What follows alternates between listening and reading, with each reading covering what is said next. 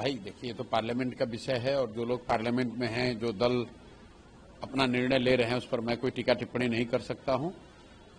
राष्ट्र के हिसाब से ऑपरेशन सिंदूर पर जो हुआ उस पर चर्चा होनी चाहिए, ऐसा कोई भी जो यहाँ का नागरिक है वो चाहेगा।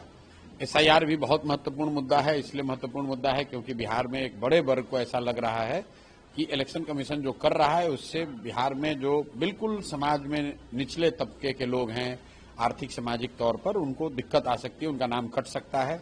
और इलेक्शन कमीशन अभी तक बहुत पारदर्शी तरीके से उस चीज को नहीं कर रहा है कि जिन लोगों का नाम काटा जा रहा है, जिनको बताया जा रहा है कि ये मृत हो गए या इनका नाम गलत था या डुप्लीकेट है, उसका नाम प्रॉपर जारी करके सारे स्टेक होल्डर्स को उसमें इन्वॉल्व नहीं किया जा रहा है।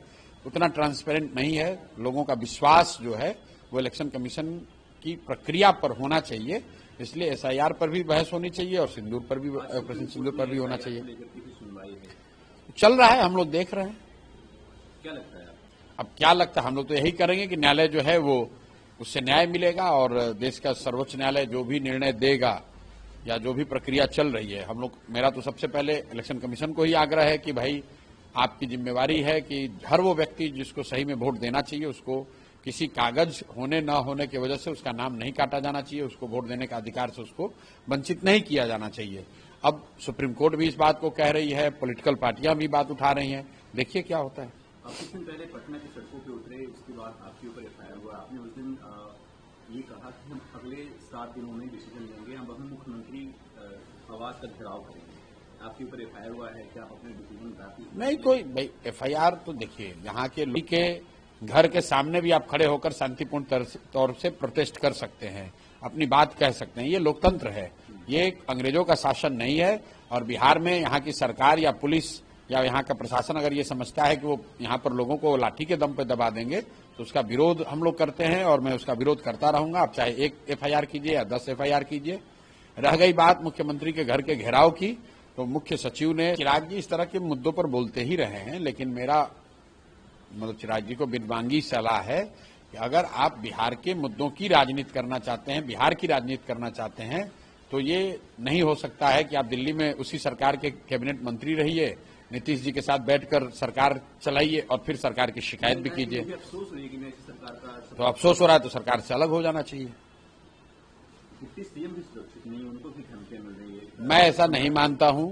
ये सब जो डिप्टी सीएम वगैरह इस तरह की बात कर रहे हैं, शायद कोई फोन आया हो, मैं जानता नहीं हूं, लेकिन ज्यादातर लोग जो सरकारी जनता के पैसे पर सरकारी खर्च पे सुरक्षा लेकर चलते हैं, मेरा अपना अनुभव ये है कि ज्यादातर लोग सुरक्षा से ज्यादा इसको स्टेटस सिंबल के तौर पर देखते हैं और जनता के पैसे से आप अपने आप को सुरक्षा के थ्रेट के नाम पर एक बहुत बड़ा काफिला और बहुत बड़ा लोग और संसाधन लेकर चलते हैं। जरूरत इस बात की है कि बिहार में लोगों की सुरक्षा हो। नेताओं की सुरक्षा में ही सारा फोर्स लगा रहेगा तो लोगों की सुरक्षा कब होगी। दिन दहाड़े लोगों की हत्या की जा रही है, लूट हो रहा है और नेता खुद के लिए ही घबराए हुए हैं। अरे भाई, जब जनता को सुरक्षा नहीं, जनता सुरक्षित नहीं है तो नेता सुरक्षित रहे या न रहे। पप्पू यादव ने कहा है कि आप और चिराग पासवान एक ही पिच पे बैटिंग कर रहे हैं। आपको चिराग पासवान हर व्यक्ति के बयान पर जवाब देना जरूरी नहीं है। कुछ लोग होते हैं जिनको हर विषय पर बोलने की आदत होती है, इसलिए ऐसे लोगों के बात पर टीका टिप्पणी करना समय बर्बाद करना है। सीएजी रिपोर्ट आया जिसमें 70,000 करोड़ का कोई लेखा जोखा नहीं है। बिल्कुल, इस पे मैं ये कह रहा हूँ, ये दिखाता है कि कहीं न कहीं सरकार यहाँ की कितनी नकारा है कि एक ओर आप बात कह रहे हैं कि आपको पैसा नहीं मिल रहा है, एक ओर आप जनता को परेशान कर रहे हैं कि हमारे पास संसाधन नहीं है, बिहार गरीब राज्य है।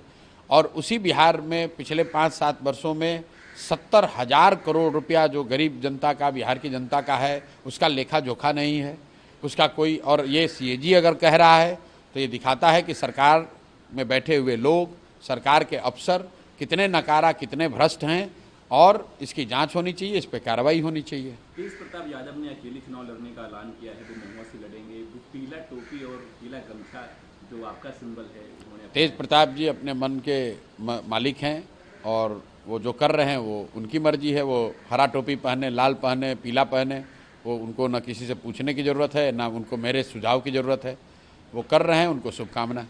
तेजस्वी यादव ने कहा है कि इंडिया गठबंधन की सरकार बनती है, जो लिक्वर पॉलिसी बिहार में लिक्वर बैन है, उस पर विचार किया जाएगा। अब आज उनको ध्यान में आया है, भाई 3 वर्ष तो यही सरकार में थे, जब लिकर बैन हुआ तो 2016 में महागठबंधन की सरकार थी।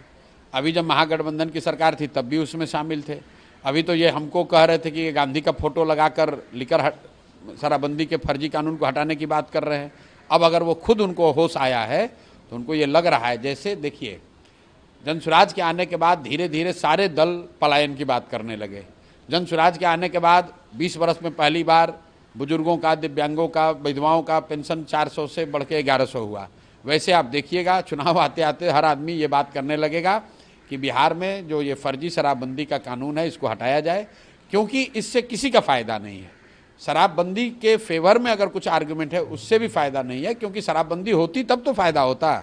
यहाँ तो फिर सिर्फ फर्जी शराबबंदी का एक कानून है जिसमें दुकान बंद है, होम डिलीवरी हो रहा है, सरकार का, बिहार के लोगों का 20,000 करोड़ का नुकसान हो रहा है, और ये 20,000 करोड़ रुपया बिहार के भ्रष्ट नेताओं के पास, अफसरों के पास जा रहा है, जो हर हालत में रुकना चाहिए, बंद होना चाहिए। सर, ये दिखाया जाता है कि जितनी भी पॉलिटिकल पार्टियां हैं, जो बात आप कहते आ रहे हैं, आप उसको दोहरा रही है, तो जनता किस पे विश्वास करेगी? नहीं, जनता को मालूम है किस पे उनको विश्वास करना है। कभी बिहार में 25-30 वर्ष में पलायन पे कोई चर्चा हुई क्या? जनता को मालूम है कि गांव में जाकर कभी लालू यादव ने, तेजस्वी यादव ने लोगों के बच्चों के पढ़ाई की बात करी है क्या? वो तो हमेशा ये कहते हैं कि हमको मुख्यमंत्री बनाओ, हमको आगे बढ़ाओ, हम आएंगे तो आपको ठीक करेंगे। नीतीश ने, मोदी ने आकर तो यही कहा कि आप हमको बनाओ, मोदी है तो मुमकिन है। प्रशांत किशोर जनसुराज पहले व्यक्ति हैं कह रहे हैं कि नहीं, एक प्रशांत किशोर नहीं, 10 प्रशांत किशोर भी आएंगे तो तुम्हारा जीवन नहीं सुधरेगा।